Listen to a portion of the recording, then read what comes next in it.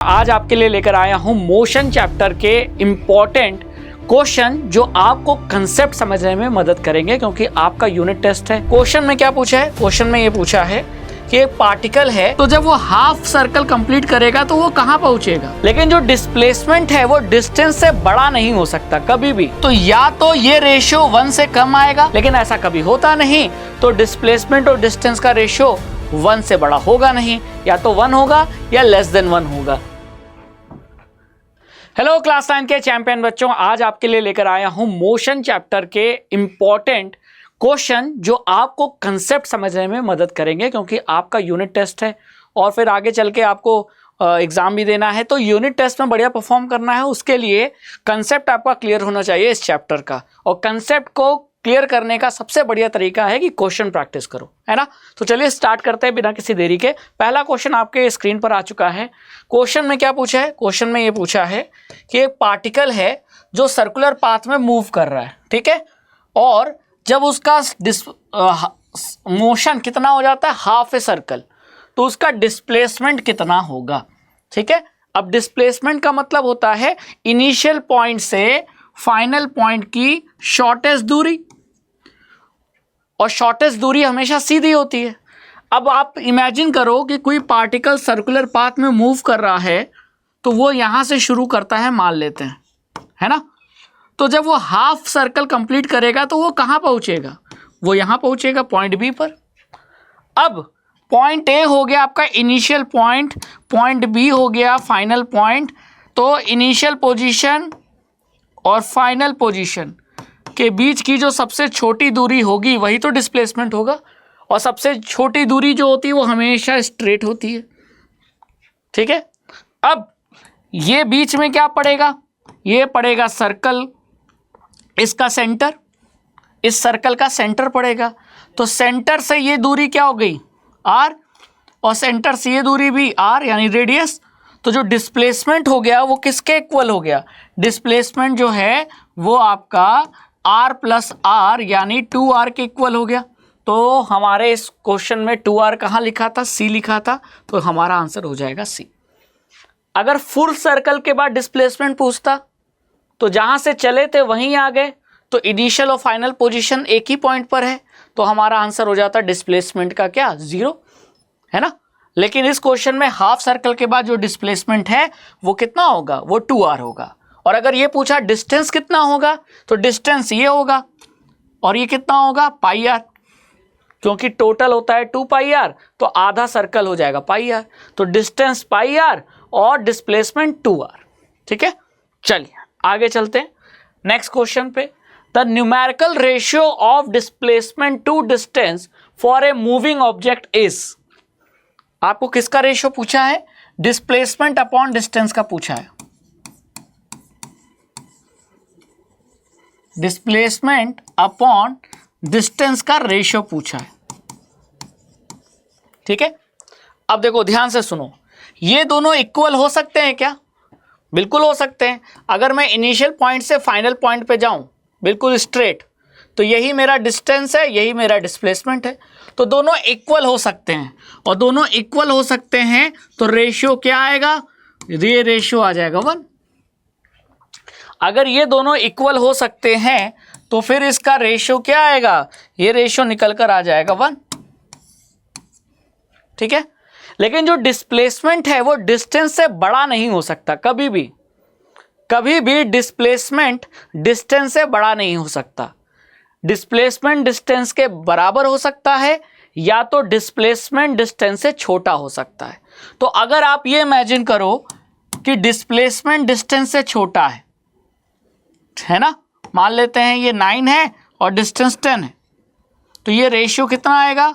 0.9, यानी 1 से कम। क्लियर? तो या तो ये रेशियो 1 से कम आएगा, या तो ये रेशियो 1 आएगा। 1 से ज्यादा नहीं हो सकता, क्योंकि 1 से ज्यादा रेशियो कब आएगा? जब डिस्प्लेसमेंट बड़ा हो डिस्टेंस से। लेकिन ऐसा कभी होता नहीं, तो डिस्प्लेसमेंट और डिस्टेंस का रेशियो 1 से बड़ा होगा नहीं, या तो 1 होगा या लेस देन 1 होगा। तो मेरा ऑप्शन कौन सा जाएगा? इक्वल टू 1 और लेस देन 1। तो इस क्वेश्चन के अगर ऑप्शन में देखा जाए तो D is the correct option. बात समझ में आ गई? तो हमेशा दिमाग में याद रखना कि डिस्प्लेसमेंट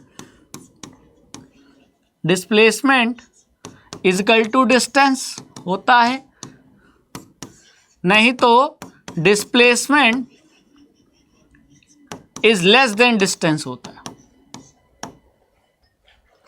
या तो दोनों बराबर होंगे, नहीं तो डिस्टेंस बड़ा होगा डिस्प्लेसमेंट छोटा होगा। ऐसा कभी हो ही नहीं सकता कि डिस्प्लेसमेंट डिस्टेंस से बड़ा हो जाए, कभी नहीं, कभी भी नहीं। ठीक है, डन। जैसे आपने यहां देखा था, अगर हम फुल सर्कल चले, अगर कोई पार्टिकल एक फुल चक्कर मारता है तो उसका डिस्प्लेसमेंट कितना हो जाएगा? 0 होगा, 0। लेकिन उसका डिस्टेंस क्या हो जाएगा? 2πr, यानी डिस्टेंस बड़ा है डिस्प्लेसमेंट छोटा है। तो हमेशा ध्यान रखना, बड़ा वैल्यू कौन सा होता है? डिस्टेंस का होता है। डिस्प्लेसमेंट डिस्टेंस के बराबर हो भी सकता है, नहीं तो डिस्प्लेसमेंट छोटा ही रहेगा। डिस्प्लेसमेंट की औकात नहीं कि वो डिस्टेंस से भी बड़ा हो जाए। बात समझ में आया बच्चों? चलो क्वेश्चन नंबर 3 पे आ जाते हैं। क्वेश्चन नंबर 3 क्या कहता है? If the displacement of an object is proportional to the square of time then the object moves with, यानी किसी ऑब्जेक्ट का जो डिस्प्लेसमेंट है, मान लो d, वो डिस्प्लेसमेंट प्रोपोर्शनल है किसके? स्क्वायर ऑफ द टाइम के। अब स्क्वायर ऑफ द टाइम का मतलब क्या है? कि टाइम का स्क्वायर, और इसके प्रोपोर्शनल है डिस्प्लेसमेंट, मतलब वो ये कहना चाह रहा है। तो ये कब होगा? ये कब होगा? अब याद करो इक्वेशन ऑफ मोशन, हमने 3 इक्वेशन ऑफ मोशन पढ़े हैं। v equal to u plus a t, और d को आप s भी मान सकते हैं, s equal to u t plus half a t square, और v square equal to u square plus 2as। ठीक है, तो ये 3 इक्वेशन ऑफ मोशन है। हाँ सर, अब आप जरा ये सोचो, ये इक्वेशन ऑफ मोशन हम कब अप्लाई करते हैं? ये इक्वेशन ऑफ मोशन तब अप्लाई होता है जब आपने यहां जो एक्सेलरेशन यूज किया है a, वो एक्सेलरेशन क्या हो? वो एक्सेलरेशन कांस्टेंट हो, तो ये इक्वेशन ऑफ मोशन अप्लाई होता है। ठीक है, तो अब आप यहां देखो, ये s क्या है? s का मतलब d हो गया, या तो डिस्प्लेसमेंट कह लो, या चलो मैं इसको हटाकर d की जगह क्या कर देता हूं? s कर देता हूं, है ना? ये s हो गया, ये s हो गया। तो s जो है वो टाइम के स्क्वायर के प्रोपोर्शनल कब हो जाएगा? आप ही बताओ। तो जब इनिशियल वेलोसिटी क्या हो जाएगी? 0, है ना? और ये तभी अप्लाई होगा जब आपका एक्सेलरेशन क्या हो? कांस्टेंट। तो क्या यहाँ एक्सेलरेशन कांस्टेंट वाला ऑप्शन दिया है? Uniform velocity, uniform acceleration, increasing acceleration, decreasing acceleration. तो देखो यहाँ तो वेलोसिटी बदल सकती है, u मतलब कुछ और वेलोसिटी, v मतलब कुछ और वेलोसिटी, मतलब यहाँ वेलोसिटी कांस्टेंट नहीं है, एक्सेलरेशन कांस्टेंट है। और एक्सेलरेशन कांस्टेंट है तभी इक्वेशन ऑफ मोशन अप्लाई होगा, और तभी ये जो डिस्प्लेसमेंट है वो टाइम के स्क्वायर के क्या होगा? प्रोपोर्शनल। तो ये तब अप्लाई होगा जब एक्सेलरेशन कांस्टेंट हो। कांस्टेंट का मतलब यूनिफॉर्म, तो आपका इस क्वेश्चन का आंसर हो जाएगा क्या?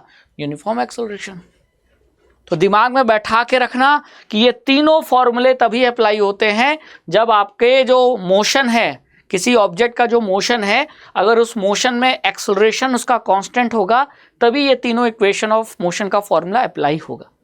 ठीक है, चलो next, from the given VT graph, यहां आपको एक वेलोसिटी टाइम ग्राफ दिया है। It can be infer that the object is, अब आपको यह बताना है कि यहां ऑब्जेक्ट कैसा है, यूनिफॉर्म मोशन में है, रेस्ट में है, नॉन यूनिफॉर्म मोशन में है, कि मूविंग विथ यूनिफॉर्म एक्सेलरेशन है। तो देखो एक ऑप्शन तो बिल्कुल नहीं हो सकता। यहां आप देख रहे हो कि इस टाइम पर भी वही वेलोसिटी है, इस टाइम पर भी वही वेलोसिटी है, इस टाइम पर भी वही वेलोसिटी, यानी कि इस वेलोसिटी टाइम ग्राफ में जो वेलोसिटी है वो कांस्टेंट है ना? अगर मान लेते हैं कि यहाँ वेलोसिटी है 5 किलोमीटर पर आवर या 5 मीटर पर सेकेंड, तो यहाँ भी है, और 2 सेकेंड बाद भी 5 मीटर है, 10 सेकेंड बाद भी 5 मीटर है, यानी वेलोसिटी क्या है? 5 मीटर पर सेकेंड कांस्टेंट है। तो ये कांस्टेंट वेलोसिटी का वेलोसिटी टाइम ग्राफ है। ये जो ग्राफ है ये एक ऐसे वेलोसिटी का वीटी ग्राफ है जिसका वेलोसिटी कांस्टेंट है। अब अगर वेलोसिटी कांस्टेंट है तो एक्सेलरेशन क्या होना चाहिए? एक्सेलरेशन होना चाहिए 0। तो यहां लिखा है मूविंग विथ यूनिफॉर्म एक्सेलरेशन, ये तो हो ही नहीं सकता। क्या होगा बताओ? वेलोसिटी कांस्टेंट है मतलब इक्वल टाइम में इक्वल डिस्टेंस ट्रेवल होगा। हर 2 सेकंड में, मतलब शुरुआत के 2 सेकंड में अगर वो 10 मीटर चल रहा है तो अगले 2 सेकंड में भी वो 10 मीटर चलेगा, अगले 2 सेकंड में भी 10 मीटर चलेगा। तो इक्वल टाइम इंटरवल में इक्वल डिस्टेंस ट्रेवल हो रहा है, तभी तो कहेंगे कि वेलोसिटी कांस्टेंट है। और ये मोशन होता है कैसा? Uniform motion. तो इसका मतलब कि ये जो वेलोसिटी टाइम ग्राफ है किसका है? एक यूनिफॉर्म मोशन का। नॉन यूनिफॉर्म मोशन का होता तो वेलोसिटी या तो बहुत तेजी से कम होती या बहुत तेजी से बढ़ती, है ना? तो फिर ये ग्राफ नहीं होता। लेकिन यहां तो वेलोसिटी कांस्टेंट है। कांस्टेंट है मतलब इक्वल टाइम इंटरवल में इक्वल डिस्टेंस ट्रेवल हो रहा है। तो ये हो गया uniform motion. Equal distance in equal interval of time.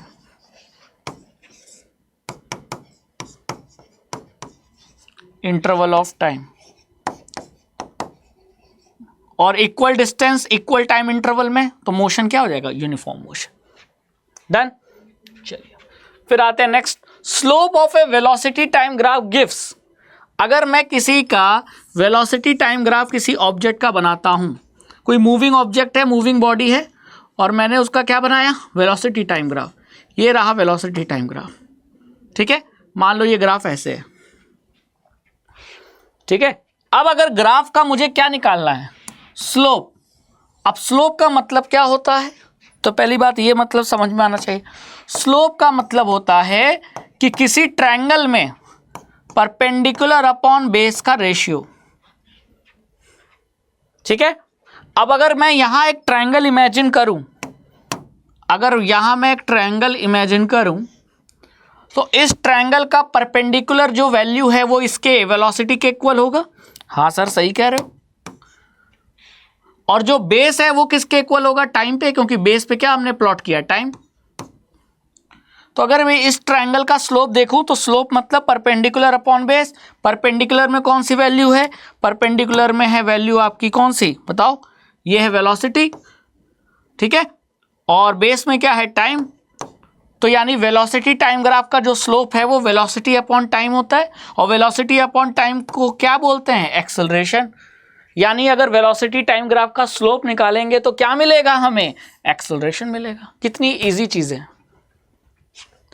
Displacement time graph का स्लोप वेलोसिटी देता है, वेलोसिटी टाइम ग्राफ का स्लोप एक्सेलरेशन देता है, ठीक है।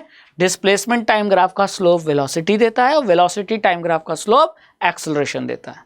ये दो चीजें, आपको दो ग्राफ का स्लोप याद रखना है। एग्जाम में कैसा भी क्वेश्चन आए कर लोगे, ठीक है। और ये कैसा एक्सेलरेशन का जो ग्राफ है, वेलोसिटी बढ़ रही है लेकिन लीनियर बढ़ रही है, यानी यहां यूनिफॉर्म एक्सेलरेशन है, ठीक है। बात समझ में आ गई? चलो, तो ये यूनिफॉर्म एक्सेलरेटेड मोशन का ये ग्राफ है। अब आ जाता है सब्जेक्टिव क्वेश्चन। यहां क्या बोला है? Draw a velocity versus time graph of a stone thrown vertically upward and then downward, then coming downward after attaining the maximum height. मतलब आपने किसी स्टोन को क्या किया? वर्टिकली थ्रो किया। तो वो स्टोन पहले कहाँ गया? ऊपर। और ऊपर पहुंचने के बाद वो थोड़ी देर रुकेगा, यानी उसकी वेलोसिटी क्या हो जाएगी? उसकी इस मूवमेंट पे वेलोसिटी हो जाएगी 0। और यहां उसकी वेलोसिटी क्या थी? यहां उसकी वेलोसिटी मैक्सिमम थी। अब जैसे जैसे वो ऊपर जा रहा था, नीचे की तरफ ग्रेविटी लग रही थी, तो मोशन के अगेंस्ट अगर फोर्स लगेगा तो वो लगातार वेलोसिटी को क्या करेगा? कम। और यहां जो एक्सेलरेशन है वो कांस्टेंट है, क्योंकि यहां एक्सेलरेशन जो है वो g है और g आपका कांस्टेंट है। क्लियर? तो अगर g कांस्टेंट है तो जो वेलोसिटी डिक्रीज होगी वो यूनिफॉर्मली डिक्रीज होगी, है ना। तो अगर मैं यहां वेलोसिटी टाइम ग्राफ बनाऊं तो वो वेलोसिटी टाइम ग्राफ कैसा बनेगा? तो यहाँ दो तरीके से ग्राफ बन सकता है।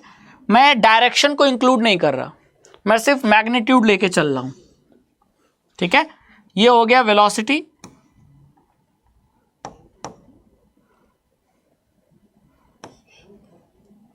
ठीक है। वेलोसिटी यहां हो गया 0 मीटर पर सेकेंड। अब वेलोसिटी कहां, मैंने ऊपर की तरफ थ्रो किया था, तो वेलोसिटी सबसे पहले कहां है, मैक्सिमम, और धीरे धीरे क्या हो रही है, 0 हो रही है, और वो भी लीनियरली। तो यानी वेलोसिटी पहले क्या होगी, मैक्सिमम मान लेते हैं यहां, और फिर लीनियरली वो धीरे धीरे कहां आएगी, 0 पे। तो ऊपर जाने तक उसकी वेलोसिटी टाइम ग्राफ ये रहा, है ना। अब वो ऑब्जेक्ट जब ऊपर पहुंच के वापस नीचे आएगा तो उसकी वेलोसिटी 0 से वापस क्या हो जाएगी, मैक्सिमम, वो भी लीनियरली। तो 0 से वापस से मैक्सिमम होगी, और उतनी ही पहुंचेगी जितना आपने थ्रो किया था, उतनी ही स्पीड पर वापस पहुंच जाएगी। अगर मैंने 50 से फेंका था तो लौटते समय उसकी रफ्तार भी 50 पे पहुंच जाएगी। तो इसका मतलब जो लेवल यहां है वही लेवल यहां भी होगा, ठीक है। और ये हो गया वेलोसिटी टाइम ग्राफ एक ऐसे ऑब्जेक्ट की जिसको आप वर्टिकली अपवर्ड थ्रो करते हो। थ्रो करने के बाद वो ऊपर जाता है और कुछ देर रुकने के बाद वापस नीचे आता है आफ्टर अटेनिंग ए मैक्सिमम हाइट।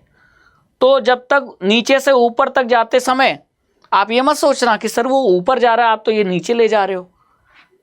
अरे बेटा, हाइट में वो ऊपर जा रहा है, लेकिन वेलोसिटी तो उसको ऊपर जाने पर वेलोसिटी तो कम हो रही है ना। तो ये देखो, जैसे जैसे टाइम बीत रहा है उसकी वेलोसिटी कम होते होते जब वो हाइट पे पहुंचा तो उसकी वेलोसिटी क्या हो गई, 0। और वापस से जब वो नीचे जाने लगा तो उसकी वेलोसिटी वापस से बढ़ने लगी, है ना। बात समझ में आई। तो इसीलिए ये ग्राफ बना है।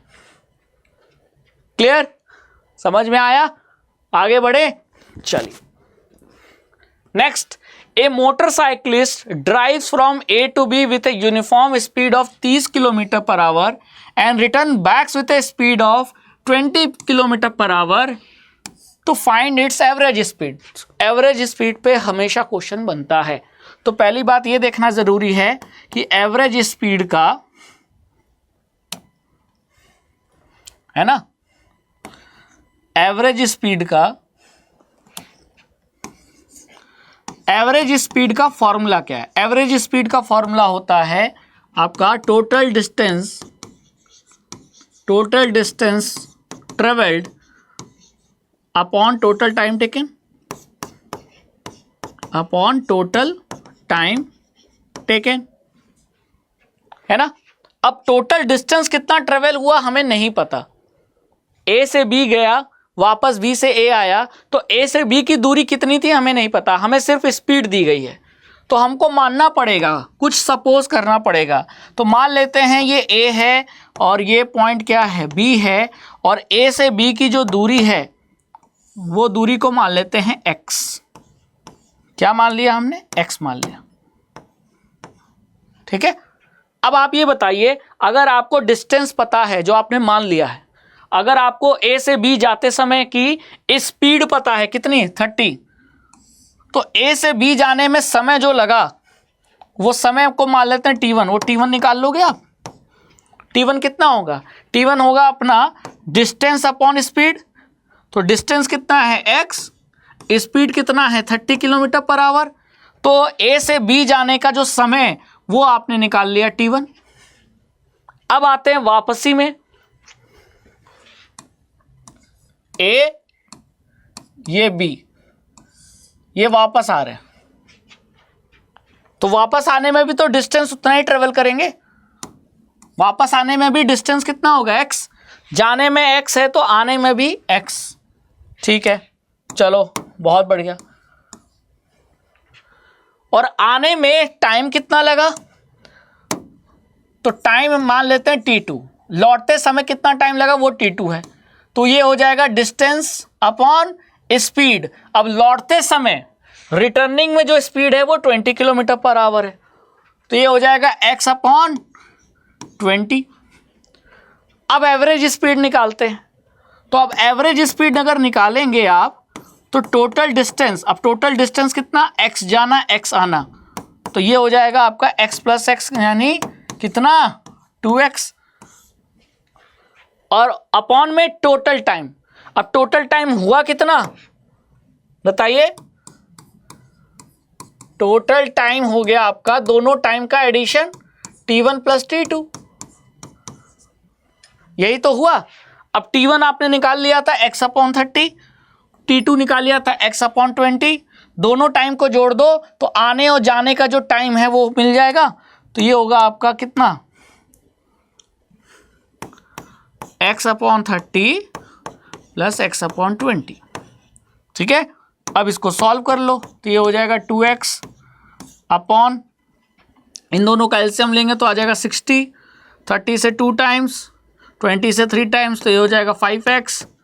ठीक है, x से x कट गया, 6 ऊपर चला गया तो ये हो गया 60 ऊपर चला गया तो 60 अपॉन 5 है ना, 5 अंजा, ये 12 जा, 12 2 जा 24, ये आ गया आपका क्या एवरेज स्पीड आ गया 24 kilometre per hour. This is the right answer, this is the right answer. ठीक है, इस क्वेश्चन का समझ में आया। तो हमने पहले टोटल डिस्टेंस निकालने के लिए हमने डिस्टेंस को मान लिया x, तो x जाना x आना, टोटल डिस्टेंस कितना हो गया 2x, और जाने में जो समय निकाला लगा वो मान लिया t1, और t1 कितना होगा distance upon speed x by 30, और आते समय कितना टाइम लगा तो x अपॉन 20, तो टोटल टाइम दोनों टाइम को ऐड कर दिया तो आ गया टोटल टाइम, टोटल डिस्टेंस पता ही था और इसको सॉल्व कर लिया, आ गया आपका total distance sorry average speed A to B है ना, A से B और B से वापस रिटर्न होने की जो एवरेज स्पीड है वो आपने निकाल ली। इसी तरह आपको सॉल्व करना है। एज्यूम, यहाँ ट्रिक यही है कि आपको जो टोटल डिस्टेंस है वो मान के चलना पड़ेगा। वैसे मैंने यहाँ मान लिया x, तो x जाना x आना, तो टाइम निकालोगे और टाइम निकालने के बाद जो आपने डिस्टेंस माना है उसका रेशियो ले लो टाइम के साथ, तो आपकी एवरेज स्पीड निकल कर आ जाएगी। तो ये फॉर्मूला बहुत इंपॉर्टेंट है। चले क्वेश्चन 8 पे। क्वेश्चन नंबर 8 क्या बोला है, a body is vertically thrown vertically upward with a velocity u, calculate the greatest height up to which it will rise. यानी आपने u वेलोसिटी से किसी ऑब्जेक्ट को फेंका है तो ग्रेटेस्ट हाइट पर उसकी हाइट कितनी होगी, मतलब वो जब सबसे ऊपर पहुंचेगा सबसे ऊंचाई पर तो ये हाइट कितनी होगी ये आपको निकालना है। तो एक बात ये सोचो कि सबसे ऊंचाई पर उसकी वेलोसिटी क्या हो जाएगी 0, तो उसकी इनिशियल वेलोसिटी u थी, फाइनल वेलोसिटी v कितनी हो जाएगी 0 है ना। अब आपको h निकालना है, तो h कैसे निकालेंगे बताइए, या तो आप ये फॉर्मूला लगा दीजिए,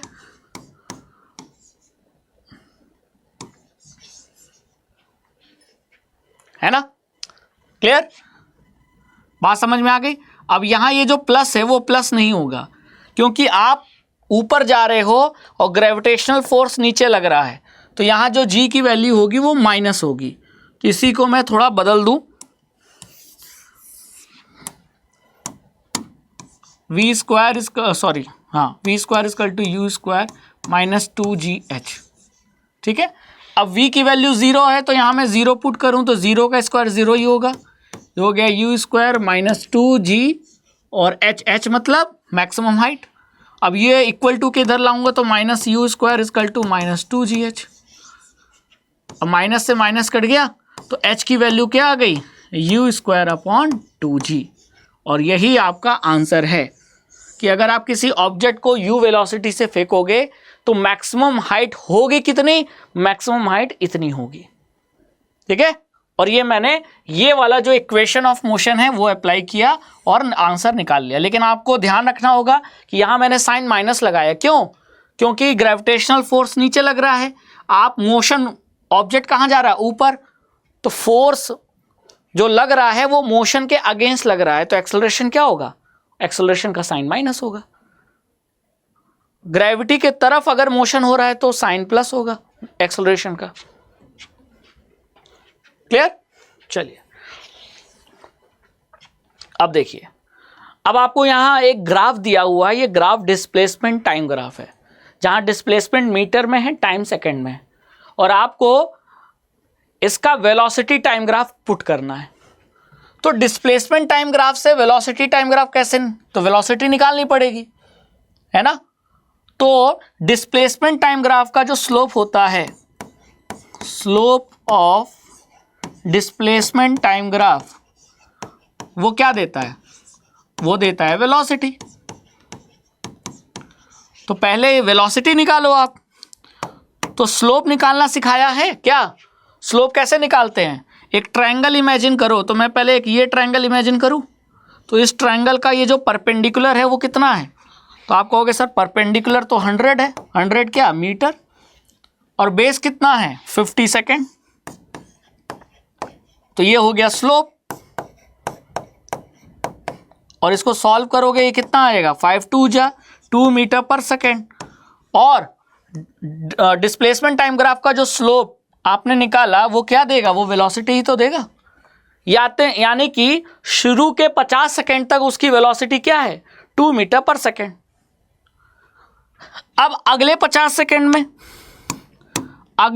सेकेंड में उसकी वेलोसिटी देखो क्या हो रही है, उसका जो वेलोसिटी है वो कम हो रही है, मतलब उसकी वेलोसिटी क्या है, उसका डायरेक्शन बदल गया। पहले ये डिस्प्लेसमेंट ऐसे हो रहा था, अब डिस्प्लेसमेंट ऐसे हो रहा है, ठीक है। तो यहां भी आप देखोगे तो यहां अगर स्लोप निकालोगे अगले 50 सेकंड का, ये तो आपका क्या था, शुरू के 0 से 50 सेकंड में था। अब मैं 50 से 100 सेकंड की बात कर रहा हूं, 50 से 100 सेकंड। तो यहां भी अगर आप स्लोप निकालोगे तो स्लोप क्या होगा, परपेंडिकुलर अपॉन बेस। परपेंडिकुलर, इस ट्रायंगल का परपेंडिकुलर कितना है, अगेन 100 मीटर, और इस ट्रायंगुलर का बेस कितना है, तो ये 100 है, ये 50 है, तो 100 माइनस 50, 100 माइनस 50 सेकेंड, तो ये हो जाएगा 100 मीटर अपॉन 100 माइनस 50 यानी कि 50, तो ये हो जाएगा अगेन आपका 2 मीटर पर सेकेंड। लेकिन इस बार जो डायरेक्शन, जो वेलोसिटी का डायरेक्शन होगा वो माइनस में होगा। क्यों माइनस में होगा, क्योंकि आप देख रहे हो डिस्प्लेसमेंट क्या हो रहा है, डिस्प्लेसमेंट कम हो रहा है ना, डिस्प्लेसमेंट क्या हो रहा है, कम हो रहा है। तो डिस्प्लेसमेंट कब कम होगा, जब वेलोसिटी का डायरेक्शन रिवर्स होगा, निगेटिव होगा। आप खुद ही बताओ, अगर आप ऊपर जा रहे हो डिस्प्लेसमेंट बढ़ रहा है, वेलोसिटी का डायरेक्शन पॉजिटिव, जब आप नीचे आ रहे हो डिस्प्लेसमेंट घट रहा है, तो वेलोसिटी का डायरेक्शन क्या होगा, नेगेटिव, है ना। तो अब आपको वेलोसिटी की वैल्यू पता चल गई, अब आपको क्या करना है, ग्राफ प्लॉट कर देना है ना।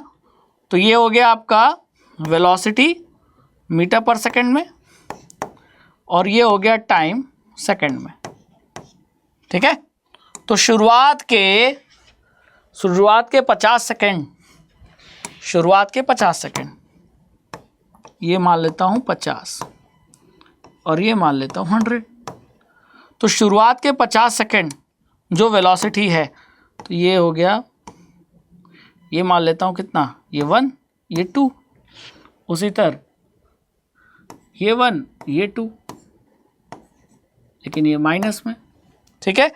तो शुरुआत के 50 सेकंड तो वेलोसिटी कांस्टेंट है ना, क्योंकि स्लोप क्या है, स्लोप कांस्टेंट, तो वेलोसिटी कांस्टेंट। कितना कांस्टेंट है, वेलोसिटी हो गई आपकी कितनी,